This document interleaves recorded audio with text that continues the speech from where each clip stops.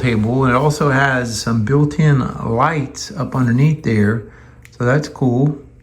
And you can, of course, change the colors and the mood of the light. This is at my son's house here. He's got this in his dining area of his townhouse up against the wall. So if you need a thin type of vertical table here, he's got some records. He's got his turntable and some other things on here. But you can see, you can put some things here on the end, depending on whatever what you need to do for it. He's just using this in his dining area. Don't have room for a large table here, so kind of an entryway table.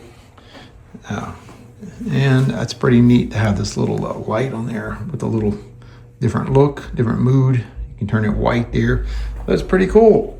So let's see, you can see the light up underneath here. There it is right there. All right, that's what to expect with this piece of furniture if this is something you're looking for.